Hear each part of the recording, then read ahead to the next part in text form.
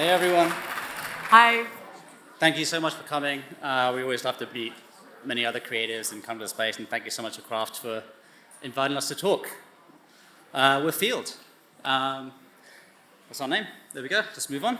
So I want to start out with a bit of a prologue, maybe before we get really into the talk, and a bit of a question, and I think it's been really interesting seeing the other speakers speak tonight, because I think a lot of the same themes and ideas run throughout their talks as well. So I think the question I want to ask is, when was the last time that you really thought about the way you design things and had a moment that completely transformed the way that you think about design? And I think, again, we just saw some of those in the talks. And then it's one of those insights that really, suddenly through that lens, everything starts to look a little bit different. That's the transformative moment. And I think everybody has transformative moments. We have those in creative lives. We have those in personal lives. In our cultural surroundings, the world transforms as we live, and we see we're in one of the most transformative times. And I want to explore some of those pivotal experiences for us. But first, a little bit of context of who we are and frame the journey, essentially. I like to think of Field as a design and innovation studio for a changing world. We're based in London and Berlin with a team all throughout Europe. And this distributed nature has become one of the greatest strengths for us. It's the different perspectives and cultures and insights that all feeds into our work from everyone that we work with. Our work focuses on a mix of arts and culture projects that are based in stunning locations around the world. Brand expressions that enrich and enliven experiences, products, and spaces. And design research that tries to explore the humanistic approaches to technology. 2 years ago, I presented a talk called Creative Survival in Times of Radical Change, exploring how tools and technology were transforming the design landscape and how we as creatives could navigate that shifting terrain. I gave that talk alongside Marcus, who founded Field, on the principles of generative and procedural design. So that's really where we came from. And this way of thinking explores how code and algorithms can expand our creative potential, building rules and systems and tools, again, as we kind of saw earlier in one of the talks, that adheres to different metaphors and subjects beyond the static tradition of design. And this project, as an example, explores a simplified system of how two particles behave based on the ideas of quantum physics. So this project is for IBM Quantum. And this brand identity really focused on taking this tool, or this generative kind of object, where we could have these two particles interact in different ways and allowed the client to export many different unique forms and colors that reveal themselves through these emerging behaviors. So you can really explore with this brand tool, and they can stay on brand in that way. The benefits of this kind of approach allows us to create living brands and visuals that can adapt or change to individuals or locations. This, for example, was for the IBM Quantum event, Quantum Summit, and they had it in many locations around the world, and they wanted these invites that they sent out to everyone to be based on their location. So we took the idea of nature and the sky and how light transforms through the atmosphere for every location that every invitee was from, and they got a personalized invite from that. And then each location of the talk then had their own identity as well. And that creates both more personalized content and also a wider breadth of output for the brand. It combines technology and form to create humanistic focused interactions. They give agency of the output to users themselves instead of keeping all the agency as the design studio. So that's really how we're trying to focus these things. So we try and constantly unfold these new ideas as we discover new inputs and new inspiration, new technologies. And in many ways, we've been riding this wave of technological change and transformation for about 15 years at Field. It's a cyclical relationship between art and technology that showcases the journey of breaking limitations through the magic of incremental progress. While I find it's an interesting journey and what we spoke about, and I wanted to give you that context, it's not exactly what I want to talk about today.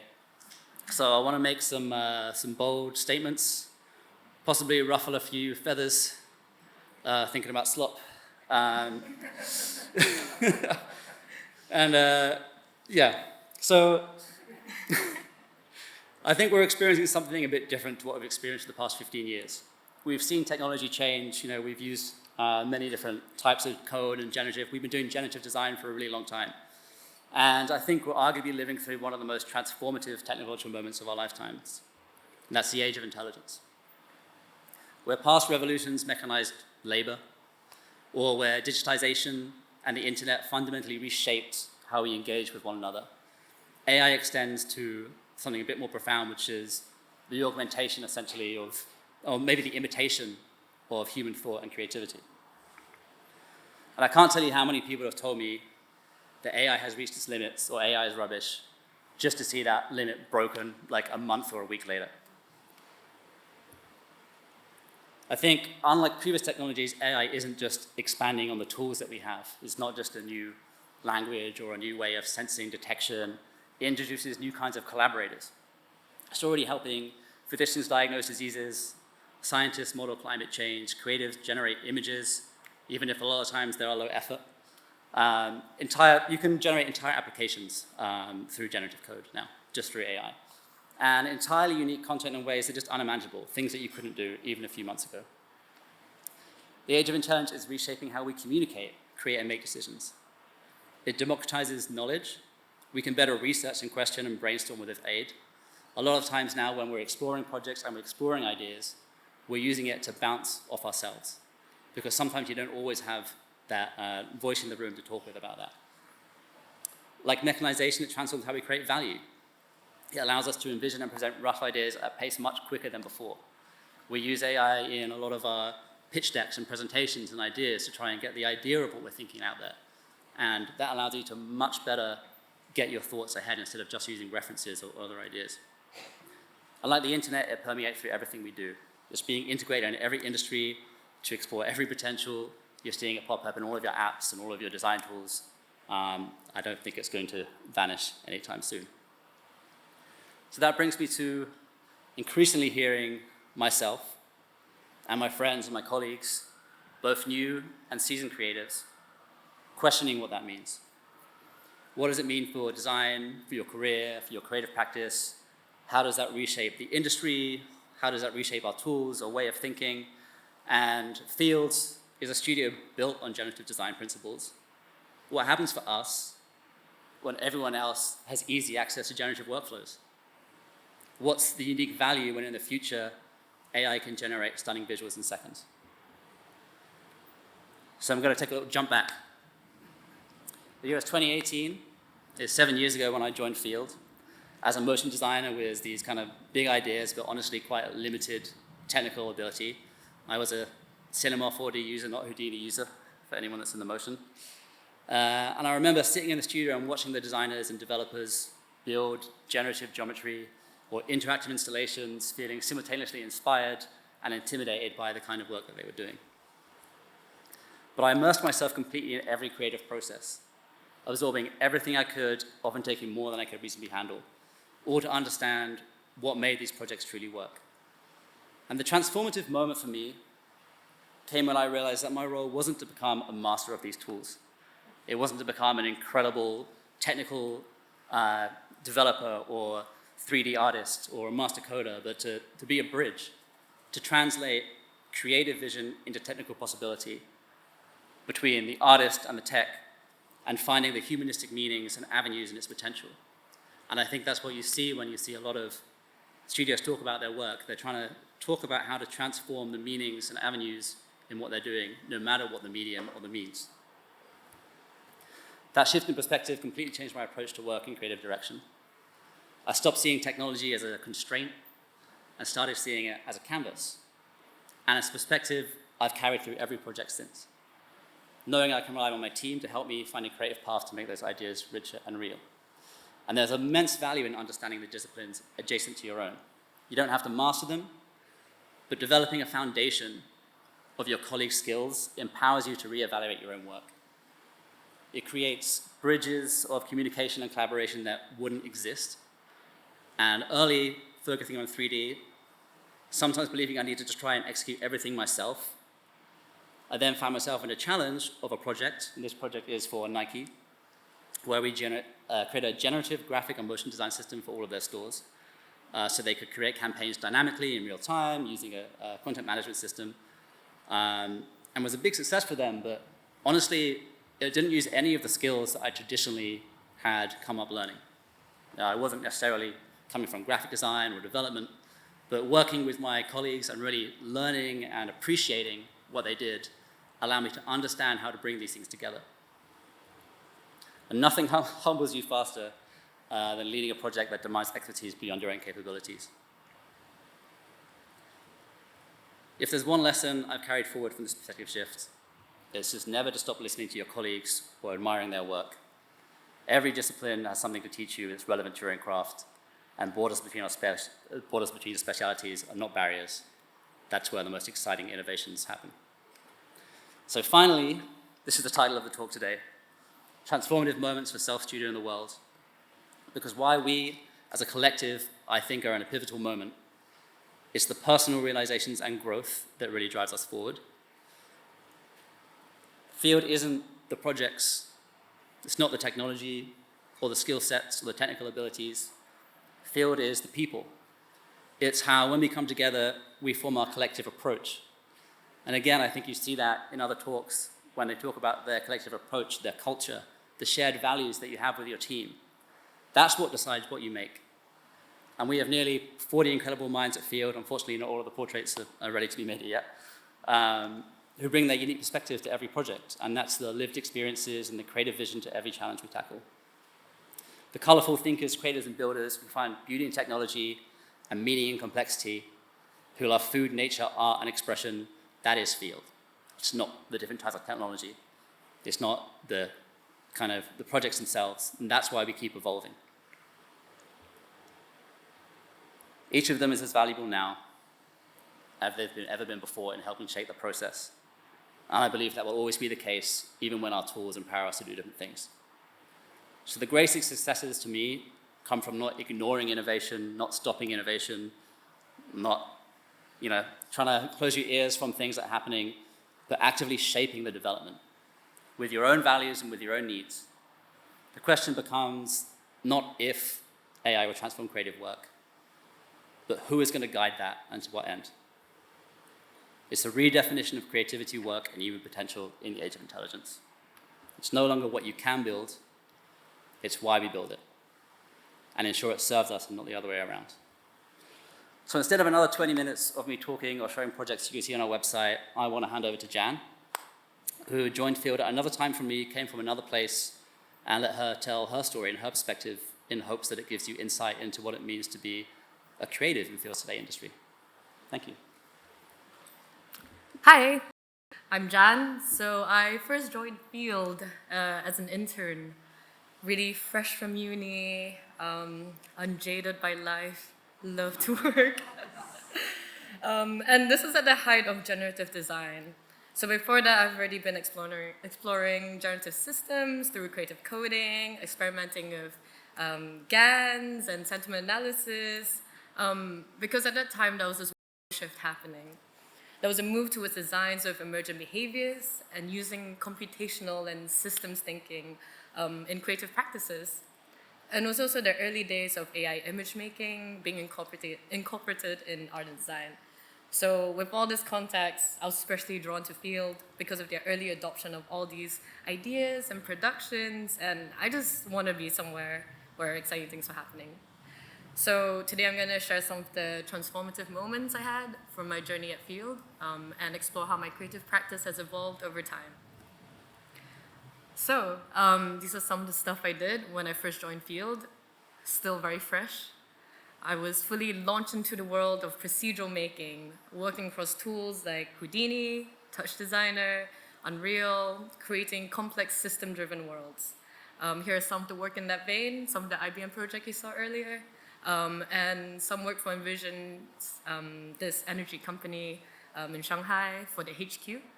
And the concept was that it was inspired by the power of nature, and we wanted it to have a data-driven background, a real-time artwork that responded to time, to environment, to weather.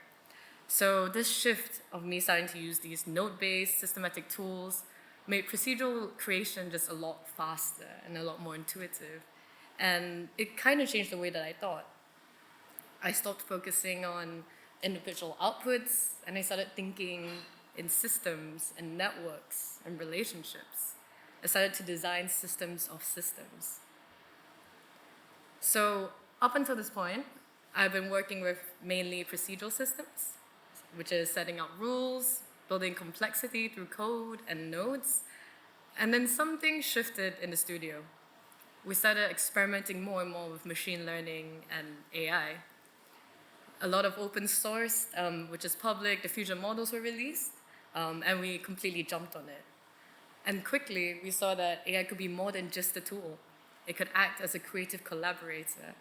So while you are the person that has a style and you guide the vision, the AI sort of works with you. Sometimes it enhances the work that you do, sometimes it makes it horrible, but sometimes it also takes it in really new and surprising directions. And it gave me a new tool to prototype different worlds. So here is one of the R&D projects we've done. It's called New Avatars. And this was a big transformative moment for me at Field.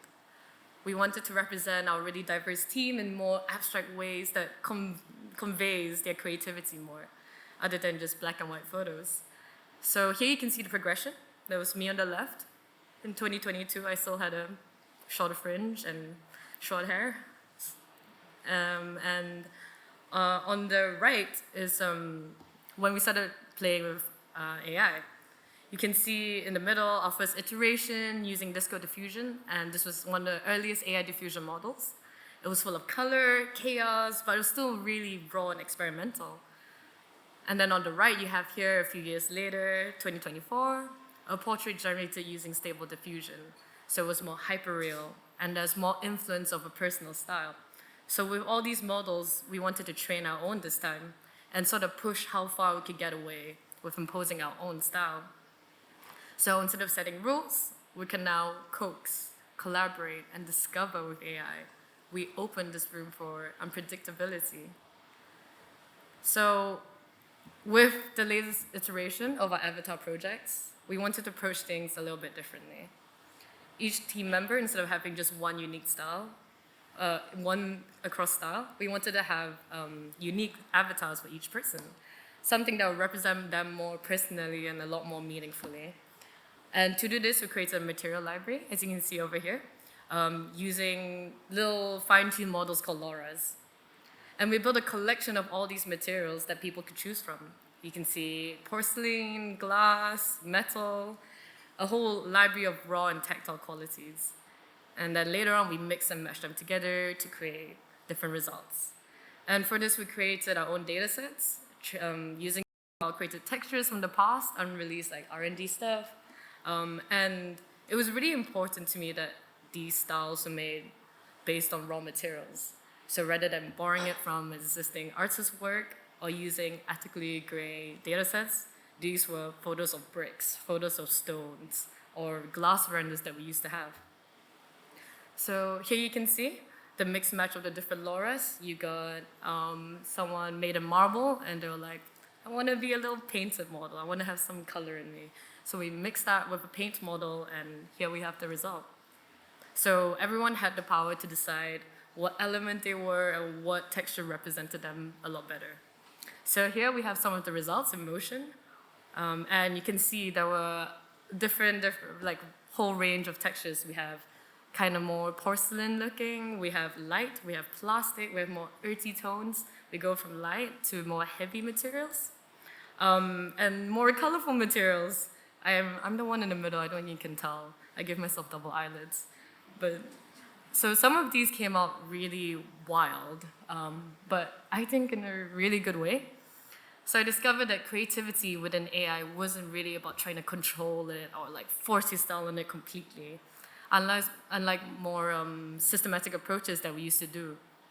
It was about guiding and nudging and sometimes surrendering to the unexpected.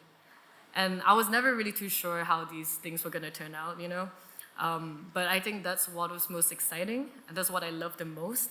It pushed me towards true collaboration, which is embracing AI's unpredictability and rolling with it and pushing each other to see how far you could go.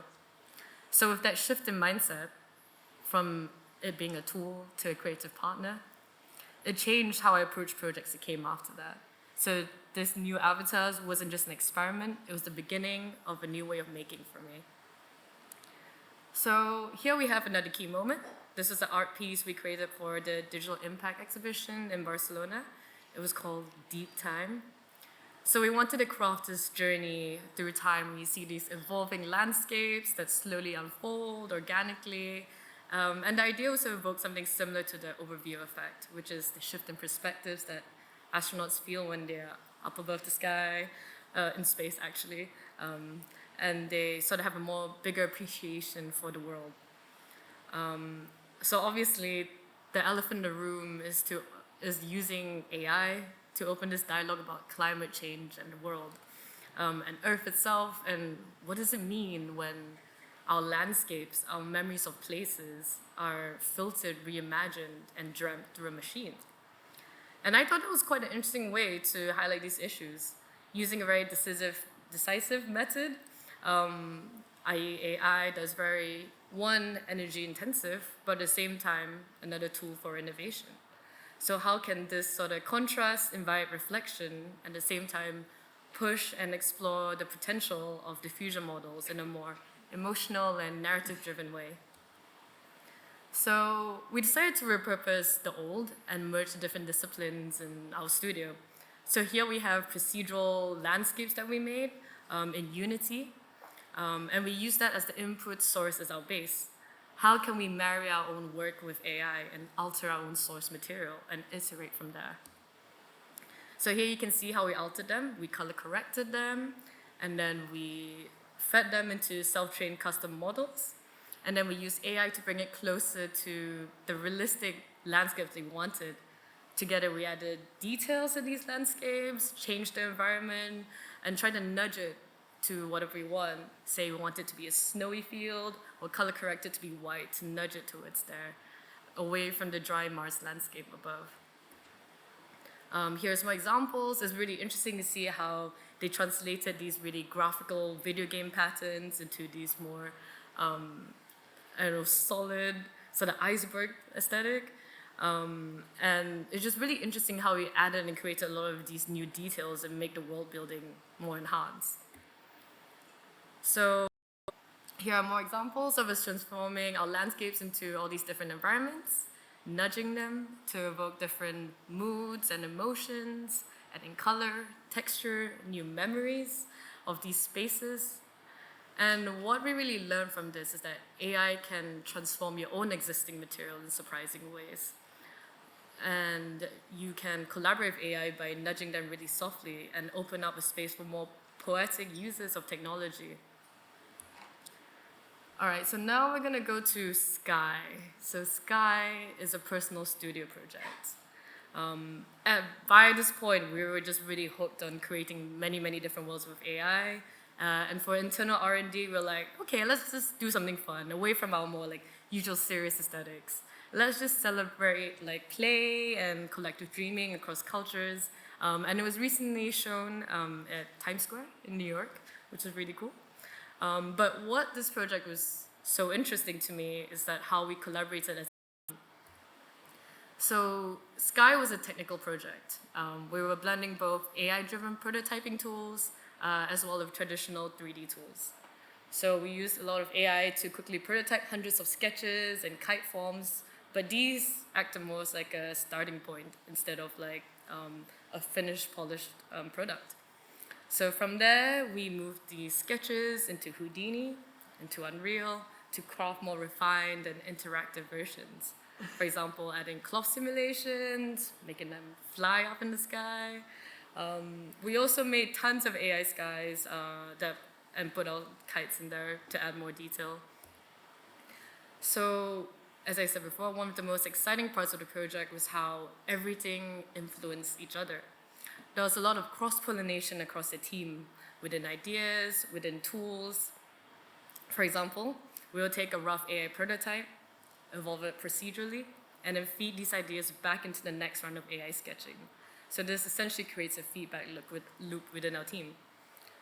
On the top left, you see this AI kite that I use AI to make, inspired by my culture. It's called a WOW. It's a moon kite. And Singh, another 3D artist, then translated it into a generative system in Houdini on the right that essentially keeps the shape language but allows us to quickly iterate and generate tons of forms. So this constant back and forth between tools and peoples and ideas, instead of working quite linearly, we were building a more evolving system of collaboration and creativity within our team. Here's another example of prototyping them into different worlds. We're like, it'll look quite nice if it was in a snowy world, a dark world. And after prototyping them, we were like, okay, let's make this for real. Let's put it into Unreal. Let's make it into a game world. Let's let people play with it. So that was pretty much how we would iterate and feed off each other in this project. So Sky wasn't just about building a beautiful visual. It was about the process itself. It showed how powerful creative collaboration can be when you loosen control and just allow any tool, AI, procedural tools, human intuition to all interact really freely. Okay, we're coming on to our last one now. So after all of this experimenting, after all of this play, where does all these ideas come to in the real world?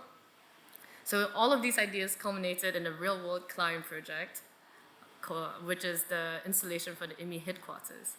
So IMI is a leading global media group based in Abu Dhabi, and the company owns a lot of news channels, and for example, Sky News Arabia. And it was an opportunity for us to apply everything that we learned previously from our R&D and experiments, but at scale. And at the same time, also add a signature touch of data-driven experiences that Field is known for. So for IMI, we envisioned an immersive experience. You can see this is their HQ over there, where we had these living, breathing AI landscapes that was influenced by the real-world events. We translated all of these headlines from real-time data into emotional ambient worlds. So the concept was very simple. We had the real-time data from the news stories, and then we created AI landscapes that was based on what was the issues that was most talked about. So for example, if the world was focused on the US elections, an abstract speculative landscape of Washington, D.C. will appear. So for here, AI was used not just as a visual as well. It was the undercurrent of this entire experience. Along the landscapes, we also built a complementary data-driven piece behind the screen you see over here. It is a live AI-driven visualization that essentially clustered and analyzed real-time news stories. And so you can see global activity at a glance. So we also wanted to test, most importantly, how did clients respond to this form of communication.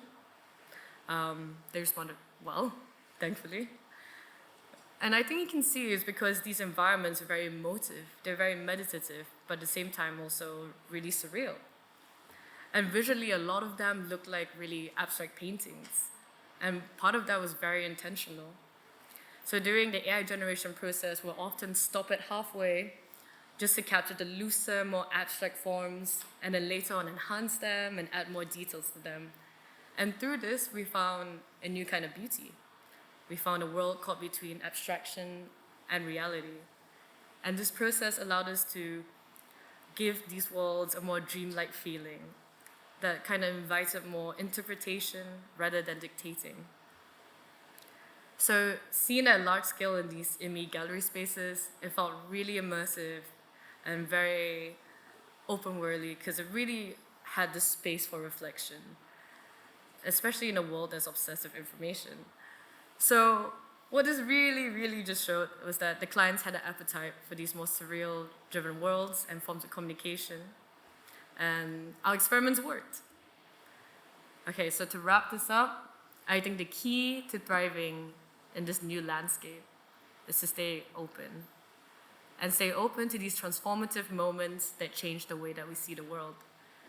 The biggest shift often, whether in the studio, in your own personal practice, in your communities, it often doesn't really come from trying to control everything. It comes from embracing this unpredictability and letting new possibilities unfold. And we've already seen this in our own projects. The most meaningful breakthroughs don't happen when everything goes according to plan. They happen when we create enough structure, enough space for the unexpected to take over. So when we approach design with a clear sense of direction, but also with a real openness to surprise, that's when we get to explore new heights. And honestly, that's what makes this era so exciting. We're not just building things anymore. We're building the conditions to let ideas happen with new collaborators. whether they're human or not, to thrive. Thank you.